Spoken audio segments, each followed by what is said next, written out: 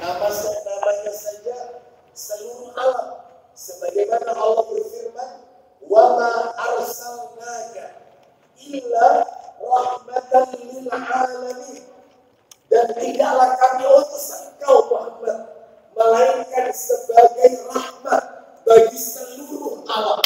Alam manusia, alam jin, alam hewan, alam tumbuhan dan yang lainnya. Manusianya itu pun juga berbagai macam. Ada manusia Arab, ada manusia non-Arab, ada manusia berkulit putih, ada manusia berkulit hitam, dan ada manusia berkulit sawo mata, dan seterusnya. Oleh karena itu tidak ada istilah Islam Nusantara, karena Islam yang dibawa oleh Rasulullah SAW adalah untuk seluruh alam. Jadi tidak ada Islam Pakistan, Islam Arab, Islam Nusantara, Islam Asia. Nah, Islam cuma satu yang dibawa oleh baginda Rasul Sallallahu Alaihi Wasallam, yaitu Islam agama yang diridhai oleh Allah Subhanahu wa Ta'ala. Lalu kemudian sekarang kita masuk yang nomor 2. Yang kedua, Bapak Ibu sekalian, di antara bentuk realisasi dari syahadat yang kedua, wa asyhadu anna Muhammadar Rasulullah, yang kedua adalah yaitu mengagungkan dan menghormati Rasulullah Sallallahu Alaihi Wasallam. Harus, ya.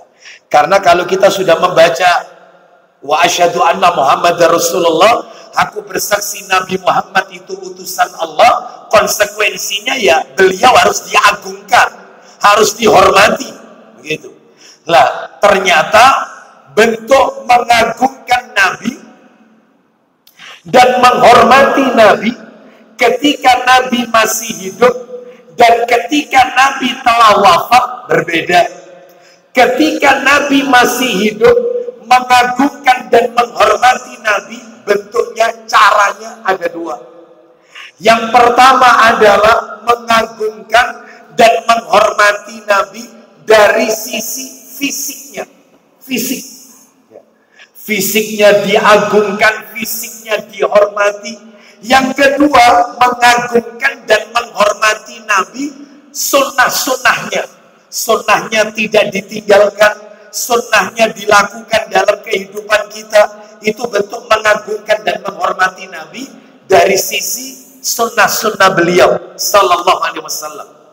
Adapun di antara contoh Bapak Ibu sekalian, mengagungkan dan menghormati Nabi ketika Nabi masih hidup, contoh yang pertama dari sisi fisiknya adalah, Bapak Ibu tentunya sudah pernah, yaitu kami singgung bahwasanya dulu para sahabat disebutkan di dalam riwayat Bukhari di hadis yang ke-2731 dikatakan bahwasanya apabila Nabi meludah dan ludahnya itu yaitu terkena atau mengenai tangan salah seorang di antara para sahabat, maka mereka langsung mengusapkan ludah Nabi ke wajah mereka para sahabat.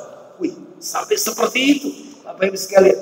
Itu riwayat Bukhari nomor 2731. Ketika Nabi berwudu, sisa air wudunya dijadikan rebutan oleh para sahabat. Fisiknya Nabi ini barokah Bapak Ibu sekalian. Makanya mereka mengagungkan, menghormati dari sisi fisik. Bahkan di dalam riwayat Muslim di hadis yang ke-2324 dari sahabat Anas bin Malik radhiyallahu anhu dikatakan bahwa jika Nabi keluar dari masjid setelah sholat subuh, jadi kalau Nabi setelah selesai sholat subuh keluar dari Masjid Nabawi, maka pelayan-pelayan Masjid Nabawi mereka antri dengan membawa baskom yang berisi air. Mereka menginginkan celupan tangannya Nabi untuk dijadikan air minumnya mereka. Masya Allah. Ini bukan ponari, ini bukan. Ya, kalau ponari nggak ada berkah. Ya, sudah lewat kisahnya. Kalau tangan Nabi berkah, tangan Nabi fisiknya itu barokah. Bahkan Bapak Bapak Ibu, yang bikin kita mencengangkan ya. Disebutkan di dalam riwayat Muslim, nomornya nomor 2325 dari Anas bin Malik radhiyallahu anhu juga, ketika Nabi sallallahu alaihi wasallam potong rambut. Nabi ketika potong rambut saat tahallul musim haji, maka seluruh tangan-tangan para sahabat mereka ada di bawah. Tangan-tangan mereka ada di bawah. Mereka tidak membiarkan sehelai pun rambut Nabi jatuh ke tanah, melainkan ada di tangan para sahabat. Mereka berebut dengan rambut Nabi yang jatuh.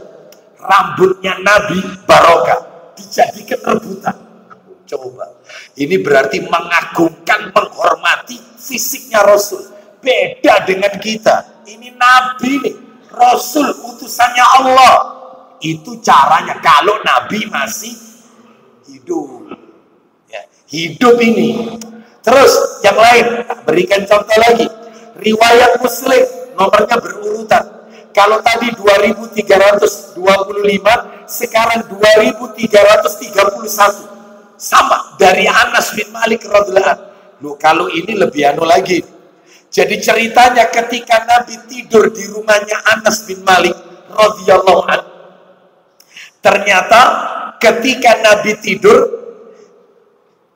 Ummu Sulaim radhiyallahu anha, ibunya Anas bin Malik radhiyallahu anhu, ternyata melihat tempat tidurnya Nabi itu menggenang keringat. Menggenang keringatnya Nabi. Maka apa yang dilakukan oleh Ummu Sulaim? Maka beliau Ummu Sulaim radhiyallahu anha memeras yaitu spray tersebut, tempat tersebut, lalu diletakkan di botol. Maka Nabi bertanya, apa yang kau lakukan wahai Ummu Sulaim? Ini adalah keringat wahai Rasulullah. Untuk apa? Untuk aku jadikan campuran minumanku wahai Rasulullah. Keringatnya Nabi, Bapak Ibu sekalian. Keringatnya Abu Aslam. Innalillah wa inna ilaihi raji'un. Ini Nabi ludahnya berkah. Lihat orang sekarang, mereka datang ke kiai, mereka datang ke para habib, bukan untuk nuntut ilmu, sing dinten iku idune. Betul tidak? Yang ditunggu itu kan bekas minumannya, ludahnya beda, ludah Rasul barokah, ludahmu. Jadi jangan aneh-aneh, ya. Sok nabi-nabian, ya.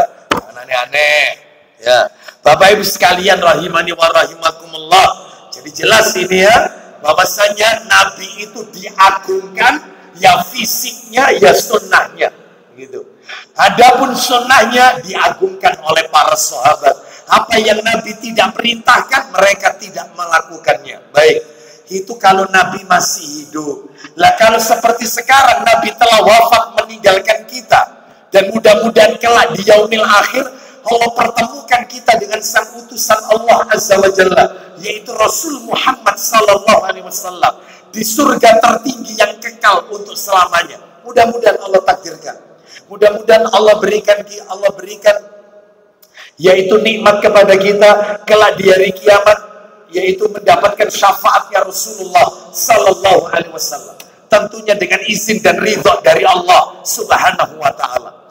Bapak Ibu sekalian rahimani wa rahimakumullah, jika sekarang Nabi telah tiada, maka bentuk mengagungkan, menghormati Rasul tinggal satu, Bapak Ibu. Bukan fisiknya, tetapi sunnah-sunnahnya diterapkan. Sunnah-sunnahnya dijalankan. Ya, oleh karena itu Bapak Ibu sekalian, betapa banyak sunnah Nabi yang sudah mulai asing. Asing di tengah-tengah kaum muslimin sendiri. Mereka beranggapan itu aneh, padahal itu ajaran Rasul sallallahu alaihi wasallam. Banyak sunnah-sunnah Nabi yang sudah mulai asing. Makanya ada buku, yang buku itu saya bahas rutin sebenarnya. Itu ada kitabnya, itu kitabnya judulnya adalah Sunanu Qallal Amalu Biha. Sunanu Qallal Amalu Biha, yang sudah diterjemahkan, ada terjemahannya, translate bahasa Indonesianya. sunnah-sunnah Nabi yang jarang diamalkan, sunnah-sunnah Nabi yang jarang dilakukan. Itu materinya saya bahas sebulan sekali di Ahad pertama di Masjid Pondok Mutiara, Sidoarjo. Pada subuh kajiannya. Jadi khusus membahas sunnah-sunnah Nabi yang ditinggalkan oleh umatnya. Seperti yaitu misalnya dalam hal ini adalah memakan kurma, ya, lalu kemudian membuang biji kurma dengan 2 jari, yaitu jari telunjuk dan jari tengah. Itu ya. Ada juga riwayat yaitu membuangnya di atas 2 jari. Itu ya. Itu sudah mulai jarang kita lihat kaum muslimin membuang biji kurma dengan 2 jari ini. Rata-rata kalau makan kurma bijinya ketika membuangnya berarti belum taklim, berarti belum ngaji. Setelah makan dengan tangan menjilatinya, karena kita tidak tahu di mana letak berkahnya. Pada saat kita mengambil makanan nasi atau lauk pauk, maka ambillah bagian pinggirnya, jangan diambil bagian atasnya atau tengahnya, karena berkah itu turun dari atas lalu menyebar ke pinggir. Kalau sudah diambil atasnya, entah hilang berkahnya. Tumpeng itu yang diambil mananya tumpeng itu? Selesai, amblas. Yang benar itu bagian pinggirnya, seperti itu. Makanya saya pernah melihat ada orang jual nasi pecel, itu nasinya itu ditaruh di seperti keranjang gitu ya. Dia ngambil itu dikeroi begini dari pinggir terus. Saya tanya sama dia, saya tanya, Bu, ya mohon maaf Bu ya, tanya. Itu ibu ini saya lihat dari tadi ngambil nasi itu kok dari pinggir terus sampai keroak gitu. Kenapa kok tidak langsung tengahnya? Apa jawabannya? Yang bikin saya bangga, saya senang. Apa jawabannya? Nek dijupuk tengah lantai nak berkah. Berarti sudah pernah taklim. Termasuk ketika kita prasmanan, maka mengambil ikan jangan di tengahnya. Habis kasihan yang lain gak dapat berkah. Ambil pinggirnya. Pinggir dulu, pinggir dulu. Sing tengah itu gede-gede Ustaz Iwai. Nah, ya ini masalahnya. Itu kan sunnah, ya. Ada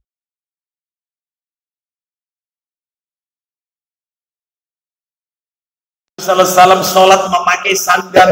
Ini bukan karena masalah lantai, ya, bukan karena di zaman Nabi lantainya itu adalah tanah, makanya Nabi pakai sandal, bukan.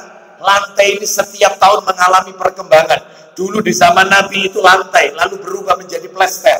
Plester berubah menjadi hanya entah itu tekel, entah keramik, setelah itu ganti granit, nanti macam-macam, nanti berubah menjadi macam-macam. Saya nggak tahu nanti 20 tahun lagi, lantai itu nanti jadinya apa, saya nggak tahu. Berarti bukan masalah lantai, masalahnya adalah Nabi sholat di masjid pakai sandal adalah untuk menyelisihi Yahudi dan Nasrani. Yahudi ketika sembahyang, mereka tidak memakai sandal dan sepatu, nggak pakai alas kaki. Itu Yahudi. Sedangkan Nasrani ketika sembahyang di gereja, mereka memakai alas kaki. Kita Muslim di tengah-tengah, terkadang memakai alas kaki, terkadang tidak memakai alas kaki. Jadi jangan terus-menerus seperti sekarang ini.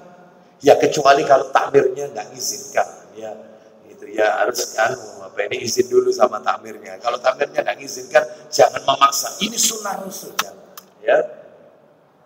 Bapak Ibu sekalian, rahimani, sholat di rumah Bapak Ibu, sholat di rumah, sholat tahajud pakai sandal, pakai sepatu, sholat tahajud. Atau ibu-ibu misalnya yang sholat 5 waktunya di rumah, karena sebaik-baik sholat wanita kan di rumahnya, sekalipun dia boleh di masjid. Maka ketika di rumah pakai sandal, pakai sepatu, dalam rangka menerapkan hadis-hadis Nabi, sunnah-sunnah Nabi yang sudah mulai asing. Dan masih banyak lagi. Apa ini yang lainnya? Baik, kita lanjutkan sekarang, yaitu yang ketiga. Kita lanjutkan yang ketiga ya. Konsekuensi realisasi syahadat yang kedua, wa asyhadu anna Muhammadar Rasulullah. Ya. Yang kedua adalah yang ketiga adalah lanjutannya ini. Tidak boleh berlebihan kepada Nabi Muhammad sallallahu alaihi wasallam. Enggak boleh. Tidak boleh berlebihan kepada Rasulullah sallallahu alaihi wasallam. Kenapa? Karena Rasulullah sallallahu alaihi wasallam seorang manusia biasa yang telah Allah muliakan dengan risalah. Jadi jangan hulu sikap berlebihan kepada Rasulullah Sallallahu Alaihi Wasallam. Nggak boleh berlebihan. Mana dalilnya? Dalil. Nanti tak tunjukkan contoh-contoh sikap berlebihan yang terjadi di masyarakat kita. Saya berikan dalil dulu. Di mana dalilnya tidak boleh berlebihan kepada Rasulullah SAW? Karena beliau adalah manusia biasa yang dimuliakan oleh Allah dengan risalah. Dalilnya saya kasih dua. Dalil yang pertama, firman Allah Ta'ala dalam Al-Quran. Suratnya insya Allah Bapak Ibu banyak yang hafal, karena surat ini sering dibaca pada malam Jumat atau hari Jumat. Surat Al-Kahfi ayat terakhir, ayat penutup. Surat Al-Kahfi ayat terakhir, ayat 110. Al-Kahfi ayat 110. Kita dengarkan. Allah Ta'ala berfirman. Surat Al-Kahfi ayat 110. Saya bacakan. Katakan Muhammad, sesungguhnya aku ini hanya seorang manusia seperti kamu. Jelas sekali kan? Saya ulang dari awal. Katakanlah Muhammad, sesungguhnya aku ini hanya seorang manusia seperti kamu yang telah menerima wahyu bahwa sesungguhnya Tuhan kamu adalah Tuhan yang Maha Esa. Maka barang siapa mengharap pertemuan dengan Tuhannya, maka hendaklah dia mengerjakan kebajikan dan janganlah dia menyekutukan dengan sesuatu pun dalam beribadah kepada Tuhannya. Berarti jelas di dalam ayat ini bahwasanya Nabi Muhammad Sallallahu Alaihi Wasallam adalah seorang manusia biasa seperti kita. Namun beliau dimuliakan oleh Allah dengan risalah, yaitu membawa risalah dari Allah Subhanahu Wa Taala. Kita akan tunjukkan dalil yang nomor 2, karena saya tadi janji memberikan 2 dalil. Dalil yang kedua Bapak Ibu, riwayat Bukhari dalam Sahih Bukhari. Nah, kita lihat ya, Sahih Bukhari. Nomornya 3445. Ini yang saya sebut ini nomor asli semuanya ya, di kitab aslinya. 3445. Saya bacakan dari Umar bin Khattab radhiyallahu anhu. Dia berkata, saya mendengar Nabi Sallallahu Alaihi Wasallam bersabda, la tutruni kama atratin nasara ibna Maryam. Jelas sekali. Apa kata Nabi? Janganlah kalian memuji-muji saya seperti layaknya orang Nasrani memuji-muji Isa bin Maryam, Isa putra Maryam. Jelas dulu ini, jelas. Janganlah kalian memuji saya, memuji-muji saya seperti layaknya orang-orang Nasrani memuji-muji Isa putra Maryam. Memangnya dijadikan apa Nabi Isa oleh orang-orang Nasrani? Orang-orang Nasrani mengkultuskan Isa alaihissalam. Bapak Ibu bisa lihat di tempat peribadatan mereka, gereja. Isa dijadikan sebagai Tuhan. Bayangkan, Isa sebagai Tuhan. Yesus istilah mereka, kata mereka. Nah, Isa mereka jadikan, mereka kultuskan sampai dalam taraf uluhiyah, ketuhanan. Maka kita tidak boleh memposisikan Nabi kita, Nabi Muhammad SAW, sampai pada taraf uluhiyah, sisi ketuhanan. Ustaz, contohnya kayak apa? Sebelum tak kasih contoh ini, saya belum selesai baca hadisnya. Lalu kata Nabi, fa innama ana abduhu, karena sesungguhnya aku ini adalah hamba Allah. Faqulu, maka katakanlah Abdullah wa rasuluh. Katakanlah aku ini hamba Allah dan aku ini utusan Allah. Berarti kalau begitu Bapak Ibu sekalian, di dalam diri Nabi itu ada 2 dimensi. Di dalam diri Rasul itu ada 2 dimensi. Dimensi hamba, dimensi Rasul.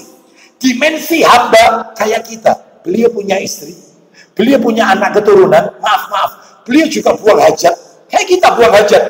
Beliau juga seorang mu'allim, yaitu orang yang mengajar di masjid. Beliau juga seorang imam, seperti layaknya kita menjadi imam di masjid. Beliau pengajar dan seterusnya.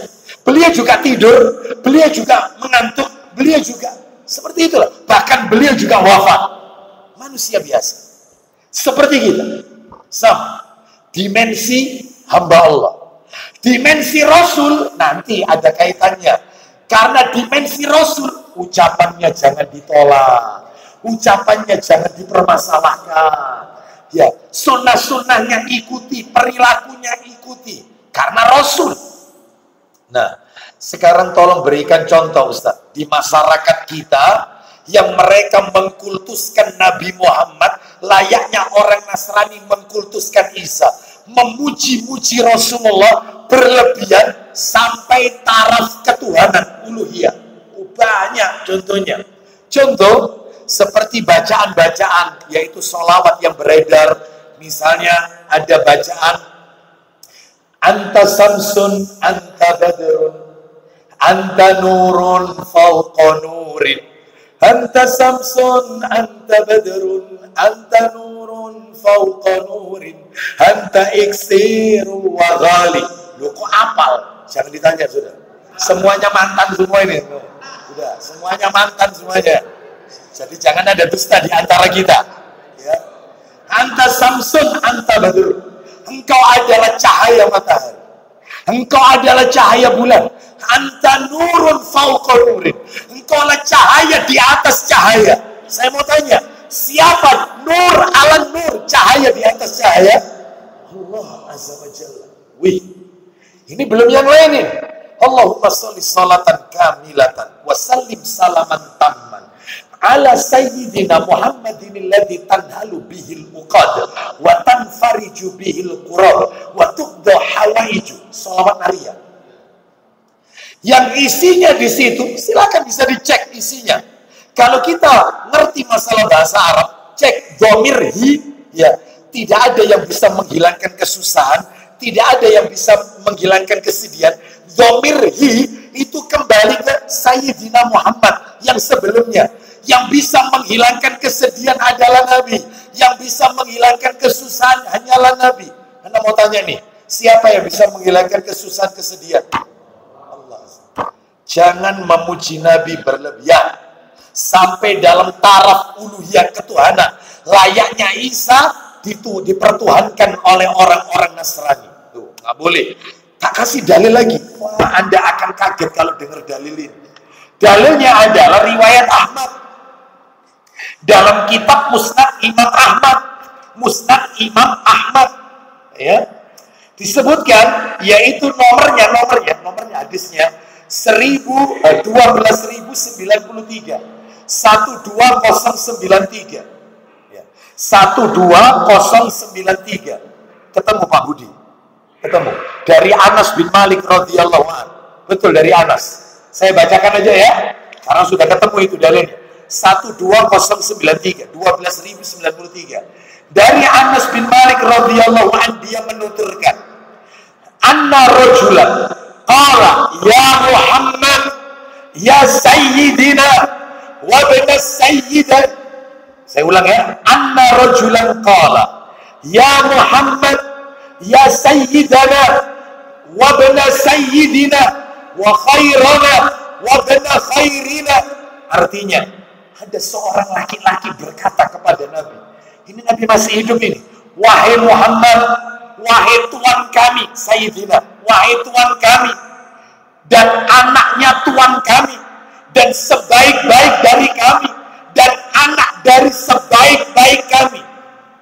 Wih, ujiannya luar biasa ini. Apa jawaban Nabi? Langsung ditegur.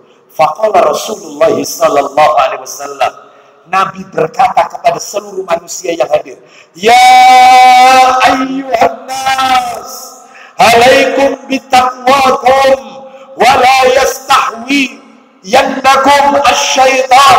Wahai manusia, bertakwalah kalian kepada Allah dan janganlah kalian tertipu-tipu daya syaitan. Ana Muhammad ibnu Abdullah ibnu Allah wa Rasul, Abdullah wa Rasul. Ana Muhammad ya ibnu Abdullah, Abdullah wa Rasul. Saya ini Muhammad bin Abdullah, hamba Allah dan Rasul, utusannya Allah. Lu coba, wallahi ma uhibbu an tarfa'uni fawqa manzilati allati anzalani Allah azza wa jalla. Demi Allah, aku tidak senang kalian mengangkat diriku lebih di atas derajat yang telah Allah azza wa jalla berikan kepadaku. Jadi kita menyebut Rasulullah sallallahu alaihi wasallam itu sudah paling istimewa. Nggak usah pakai ditambah Sayyidina. Ya, lihat ini. Aku tidak senang, demi Allah aku tidak senang kalian mengangkat diriku lebih di atas derajat yang telah Allah azza wa jalla berikan kepadaku.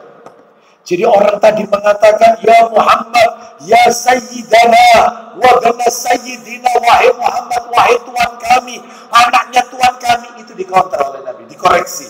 Saya adalah Muhammad, saya adalah, yaitu Muhammad bin Abdullah, ya. Muhammad, yaitu bin Abdullah, hamba Allah dan Rasulnya, sallallahu alaihi wasallam. Oleh karena itu kita tidak boleh berlebihan memuji, menyanjung Rasulullah sallallahu alaihi wasallam. Contoh lagi Bapak Ibu sekalian, di masyarakat kita adalah mereka mengklaim Rasulullah sallallahu alaihi wasallam itu mengetahui perkara gaib. Nabi itu mengetahui apa yang akan terjadi. Nabi itu mengetahui apa yang akan terjadi besok. Nah, Nabi itu mengetahui perkara-perkara gaib. Mohon maaf ya, mohon maaf. Ini suatu bentuk memuji Nabi berlebihan. Kenapa? Saya akan bacakan sebuah dalil. Riwayatnya riwayat Tirmidzi. Dalam kitab Sunan Tirmidzi dari Aisyah radhiyallahu anha, beliau berkata, Aisyah Ummul Mukminin radhiyallahu anha. Apa kata Aisyah? Aisyah berkata, salasun man takallama biwahidatin minhunna faqad a'dhama 'ala Allahil firyata. Ada 3 hal yang barang siapa mengucapkan salah satunya, saya ulang ya, ada 3 hal. Siapa yang mengucapkan salah satunya berarti dia telah berdusta atas nama Allah dengan dusta yang besar. Ya, bojong pol istilahnya kalau bahasa kita. Siapa yang mengucapkan salah satu ini, maka inilah pendusta besar. Apa itu kata Aisyah radhiyallahu anha? 1. Man za'ama anna Muhammadan ra'a rabbahu faqad a'dhama al-firyata 'ala Allah. Siapa yang mengatakan, mengira Nabi Muhammad telah melihat Rabbnya saat Isra Mi'raj, berarti dia berdusta atas nama Allah. Jadi siapa saja di antara kaum muslimin yang mereka mengatakan ketika Nabi Isra Mi'raj itu Nabi melihat Allah, itu katanya Aisyah radhiyallahu anha dusta. Dusta pol, betul. Ya, tambahi pol. Ya. Ini kadzab, pendusta. Kenapa? Aisyah menyebutkan ayat karena bertentangan dengan Al-An'am 103. Nanti dicek. Ya, nanti dicek sendiri. Al-An'am surat nomor 6 ayat 103. Yang kedua kata Aisyah, wa man za'ama anna Muhammadan katama syai'an mimma anzalallahu alaihi faqad a'dhama al-firyata 'ala Allah.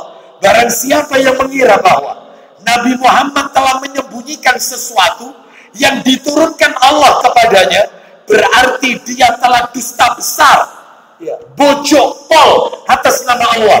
Karena bertentangan Al-Maidah 67. Semuanya ada counternya. Kalau tadi Al-An'am 103. Kalau yang nomor 2 ini Al-Maidah 67. Jadi siapa saja di antara kaum muslimin yang mengatakan bahwa Nabi itu ada yang disembunyikan, belum disampaikan kepada oleh Rasulullah. Ada hal-hal yang belum disampaikan oleh Rasulullah SAW kepada umat. Ya, maka inilah pendusta besar. Karena bertentangan Al-Maidah ayat 67. Ada konternya. Bapak Ibu sekalian, rahimani wa rahimakumullah. Ya, termasuk mereka yang suka melakukan bid'ah. Mereka-mereka yang melakukan perbuatan bid'ah yang Nabi tidak pernah ajarkan. Mereka seakan-akan, bahkan mereka mengatakan bahwasanya apa yang kami lakukan ini adalah baik. Ya, ini bukan maksiat, ini ibadah. Sebenarnya Nabi mau menyampaikannya, tetapi Nabi keburu wafat. Berarti Anda menuding Rasulullah menyembunyikan, padahal Rasul wafat Islam ini sempurna. Maka ini pendusta pol. Kayak begini, hati-hati ya. Jadi Mereka menganggap seakan-akan ada ajarannya Rasul yang belum sempurna, yang belum disampaikan ke umat, masih disembunyikan. Keburu wafat, ya, keburu wafat. Maka ini semua adalah bertentangan. Al-Maidah ayat berapa tadi? 67. Yang terakhir, kata Aisyah radhiyallahu anha, "Wa man za'ama annahu ya'lamu ma fi ghadin, faqad a'zamal firyata 'ala Allah." Siapa yang mengira bahwa Nabi Muhammad mengetahui sesuatu keesokan harinya,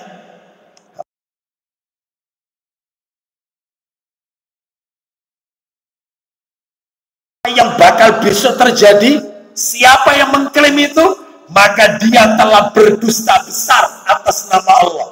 Kenapa? Karena bertentangan surat nomor 27 Al-An'am, ayatnya ayat 65. Al-An'am ayat 65. Ini menunjukkan Bapak Ibu sekalian, ya, bahwasanya kita tidak boleh berlebihan, yaitu kepada Rasulullah sallallahu alaihi wasallam. Loh Ustaz, buktinya Nabi kan menjelaskan tentang tanda-tanda kiamat, ya, nantinya akan jadi seperti ini. Itu kan berarti membicarakan sesuatu yang belum terjadi.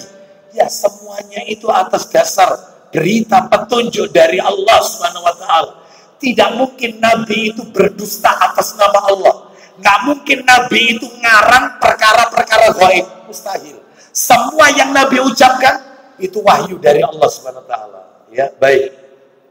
Jadi kalau ada yang mengatakan bahwasannya Nabi sallallahu alaihi wasallam mengetahui tentang perkara gaib, ya, bahkan berlebihan kepada Rasulullah sallallahu alaihi wasallam. Contohnya berlebihan itu diantaranya adalah ketika ngaji, taklim, tiba-tiba terdiam semua.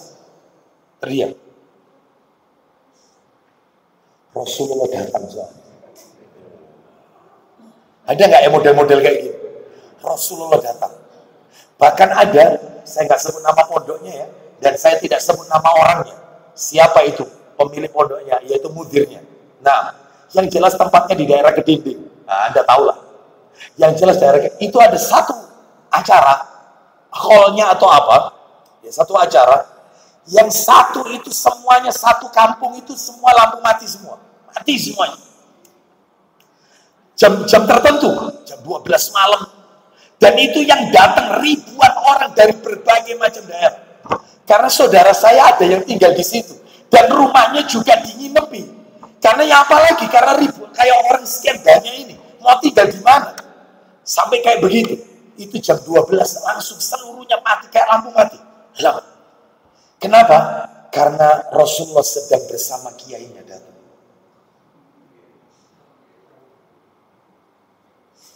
Coba. Ya, sikap berlebihan. Padahal orang yang telah wafat, ruhnya ada di mana? Ruhnya ada di alam barzah. Jadi nggak mungkin ruh itu memberikan pengakuan atas kematian, itu nggak mungkin. Yang sekarang ini lagi viral ini. Ya, seperti itu. Itu murni jin. Karena jin itu bisa mengetahui kronologis. Dia tahu, kita nggak tahu. Dia bisa melihat kita nggak bisa melihat mereka. Bisa jadi kronologis pembunuhan itu yang sekarang lagi viral ini, yang katanya beritanya lagi diungkap lagi, diangkat lagi, itu katanya begini masuk ke itu nggak ada, dusta. Jadi ruhnya orang yang telah mati itu mereka ada di alam barzah, tidak mungkin balik ke alam dunia, itu murni jin.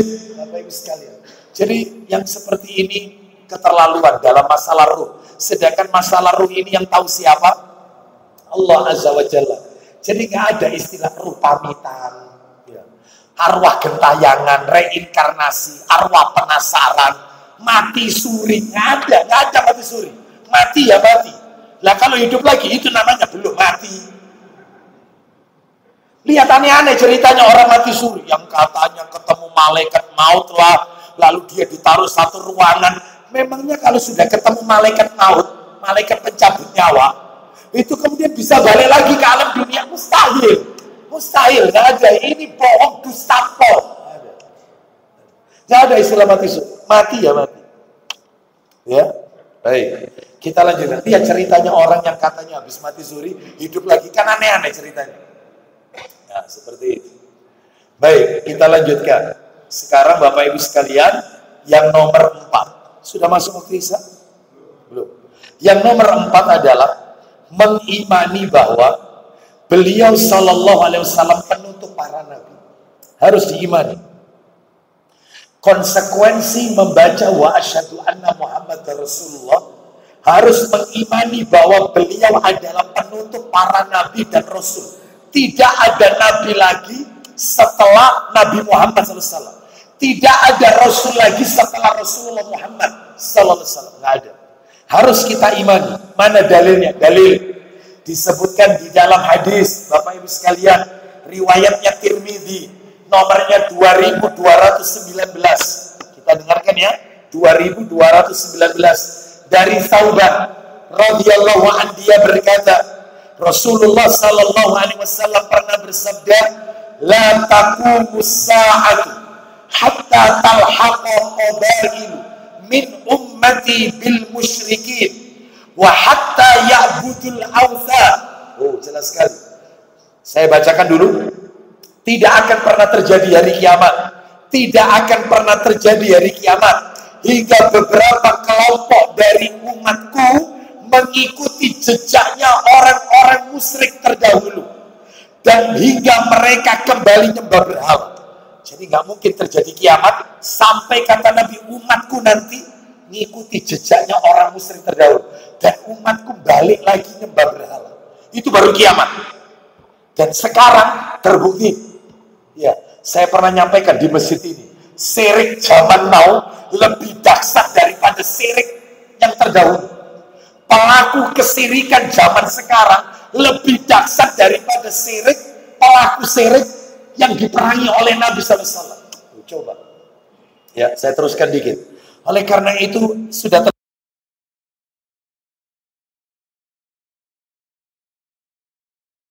satu persatu ya, karena nanti tambah panjang. Karena masalah syirik ini sudah kami sampaikan beberapa waktu yang lalu. Kita lanjutkan. Terkait dengan tidak ada nabi lagi setelah Nabi Muhammad. Belum kelar hadisnya. Wa innahu sayakunu fi ummati salasuna kadzabuna. Sesungguhnya akan ada pada umatku 30 orang pendusta. Kulluhum yaz'umu annahu nabiyyun. Semuanya 30 orang ini mengaku seorang nabi setelah aku. Wa ana khatamun nabiyyin la nabiyya ba'di. Sementara aku ini penutupnya para nabi dan tidak ada nabi lagi setelah aku. Ternyata berita nabi keluar. Nabi katakan akan muncul nanti di akhir zaman 30 orang yang semuanya mengaku mendapatkan wahyu, ngaku seorang nabi dan rasul. Lah 30 orang ini siapa saja yang sudah keluar, nantikan penjelasannya setelah adzan Isya. Saya akan sampaikan setelah adzan Isya. Kita skors dulu. Wassallallahu ala nabiyyina wa ala alihi wa sahbihi wasallam.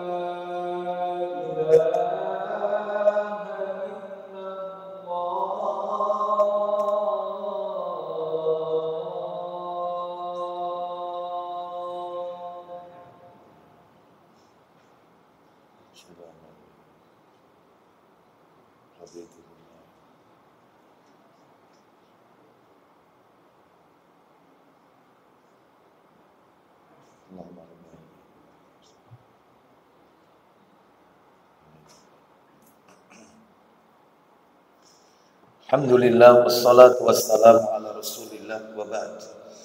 Kita lanjutkan Bapak Ibu sekalian rahimani wa rahimakumullah. Berita Nabi sallallahu alaihi wasallam tentang akan munculnya 30 orang pendusta yang semuanya mereka mengaku sebagai nabi. Padahal tidak ada nabi lagi setelah Nabi Muhammad sallallahu alaihi wasallam. Lalu siapa di antara mereka yang sudah bermunculan mengaku sebagai nabi? Maka sebelum kami sebutkan, saya tambahkan lagi riwayat Muslim. Hadis riwayat Muslim dalam sahihnya, Sahih Muslim nomor 2923 2923. Dari Abu Hurairah radhiyallahu anhu, dia berkata, Nabi sallallahu alaihi wasallam bersabda, la taqumus sa'ah hatta yub'atsa dajjaluna kadzabuna qaribun min salasina kulluhum yaz'umu annahu Rasulullah. Artinya, tidak akan pernah terjadi kiamat hingga muncul para dajjal pendusta yang jumlahnya mendekati 30. Mendekati 30. Semua ini para dajjal pendusta. Semuanya mengaku bahwa mereka adalah Rasulullah, utusan Allah. Jadi kalau begitu mereka yang mengaku nabi, mengaku menerima wahyu setelah Nabi Muhammad SAW, maka mereka dicap sebagai dajjal. Memang dajjalnya sendiri belum muncul, tetapi fitnah dajjal sudah pada bermunculan. Di antara 30 dajjal pendusta tersebut yang sudah muncul adalah yang pertama, Musailamah al-Kadzdzab. Musailamah al-Kadzdzab. Nabi pernah mengirim surat kepada Musailamah al-Kadzdzab. Kirimi surat sama Nabi. Bahkan Nabi memberinya nama al-Kadzdzab, pendusta. Ya. Dan ternyata di Musailamah al-Kadzdzab diperangi pada zaman Abu Bakar As-Siddiq radhiyallahu anhu saat perang Yamamah dan tewas, dibunuh. Ya. Padahal sudah diingatkan sama Nabi. Yang kedua, Al-Aswad Al-Anasi dari Yaman dibunuh sebelum Nabi wafat. Sebelum Nabi wafat sudah dibunuh. Ya, kalau tadi Musailamah al-Kadzdzab diperangi oleh Abu Bakar As-Siddiq radhiyallahu anhu saat perang Yamamah. Yang ketiga, wanita yang nomor 3 ini namanya Suja atau Saja. Suja atau Saja binti Haris, berarti perempuan. Dinikahi oleh Musailamah al-Kadzdzab, suami istri Nabi. Ya, dinikahi oleh Musailamah al-Kadzdzab. Tatkala Musailamah al-Kadzdzab mati terbunuh, akhirnya Suja binti Al-Haris masuk Islam. Ya, tobat. Yang keempat, Tulaiha bin Khuwailid al-Asadi. Ya, ini bertobat dan kembali memeluk Islam. Dia ngaku Nabi. Yang kelima, Al-Mukhtar bin Abi Ubaid As-Saqafi. Dia menampakkan kecintaannya kepada Ahlul Bait dan menuntut balas atas pembunuhannya Husain. Pengikutnya bertambah banyak sehingga dia bisa menguasai Kufah di awal kekhalifahan Ibnu Zubair, Abdullah bin Zubair. Ya, baik. Dia mengaku Nabi dan dia mengaku Jibril turun kepadanya menyampaikan wahyu. Al-Mukhtar bin Abi Ubaid As-Saqafi. Yang keenam, Al-Harits bin Sa'ad Al-Kadzdzab, muncul pada khilafah Abdul Malik bin Marwan. Lalu dia pun dibunuh. Semuanya mati dibunuh. Ya, kecuali tadi, yaitu yang sempat masuk ke dalam agama Islam, tobat. Lalu kemudian yang ketujuh, Mirza Ghulam Ahmad Al-Qadiani, tinggal di India. Selain dia mengaku sebagai Al-Mahdi, Imam Mahdi yang ditunggu-tunggu, dia juga berkeyakinan bahwa Nabi Isa tidak hidup di langit. Ini bertentangan dengan firman Allah Ali Imran ayat 55, An-Nisa ayat banyak sekali yang mengatakan Isa alaihissalam itu tidak mati. Isa itu masih hidup, diangkat oleh Allah dan berada di langit kedua. Nanti akan turun dan tentunya akan wafat dan disolati oleh seluruh kaum muslimin. Jadi sekarang masih hidup. Yang dibunuh itu adalah sahabatnya Isa alaihissalam. Nah, yang wajahnya diserupakan seperti Isa alaihissalam. Jadi Mirza Ghulam Ahmad ini yang disebut punya aliran Ahmadiyah. Nah, ini ya, Mirza Ghulam Ahmad mengaku Nabi. Lalu kemudian yang ke-8, Indonesia nggak mau ketinggalan. Ya. Nyumbang nama Lia Eden. Nah, lalu kemudian yang berikutnya yang ke-9, yaitu Ahmad Musaddiq. Mantan pemain bulu tangkis ya, yang mengaku sebagai nabi dan mendapatkan wahyu di Bundaran HI. Mana Bundaran HI? Hotel Indonesia. Ya, baik. Dan masih ada lagi. Ya, kalau nggak salah waktu itu ditangkap oleh ulil amri kita, oleh kepolisian kita dari Jawa Barat. Kalau nggak salah dari mana itu ya? Namanya siapa sih itu ya? Dari Jawa Barat. Ya, ada lagi. Dan mereka ini bukan sekedar klaim loh Bapak Ibu. Saya Nabi bukan, bawa ajaran baru. Dan mereka punya pengikut. Makanya ditangkap dan masuk, yaitu bagian dari orang yang mengaku sebagai nabi. Baik. Semoga Allah Subhanahu wa taala menyelamatkan kita dan anak keturunan kita, keluarga kita dari berbagai macam fitnah syahwat dan fitnah syubhat. Baik Bapak Ibu, karena waktunya kami cukupkan sampai di sini. Berarti terakhir sampai poin keberapa tadi itu Bapak Ibu? Sampai yang keempat ya. Sampai yang keempat, konsekuensi daripada syahadat Rasul, mengimani bahwa Nabi itu penutup. Nabi Muhammad SAW adalah penutup para Nabi dan tidak ada Nabi lagi setelah Rasulullah SAW. Bahkan Nabi pernah menyampaikan begini Bapak Ibu, riwayat Tirmidzi. Andai kata setelah aku ada Nabi lagi. Saya ulang. Andai kata setelah aku ada Nabi lagi, niscaya Umar bin Khattab yang akan jadi Nabi. Andai kata, Nabi berandai-andai. Andai kata setelah aku ada Nabi lagi, niscaya yang menjadi Nabi adalah Umar bin Khattab radhiyallahu anhu. Nabi menyampaikan ini karena keistimewaan Umar bin Khattab yang luar biasa di dalam Islam ini. Nah, itu ya kelebihan Umar bin Khattab radhiyallahu anhu. Baik, demikian apa yang bisa kami sampaikan. Semoga sedikit menjadi tambahan ilmu yang bermanfaat. Kita akhiri dengan kafaratul majlis. Wassallallahu ala nabiyyina wa ala alihi wa sahbihi wa sallam. Subhanakallahumma wa bihamdika.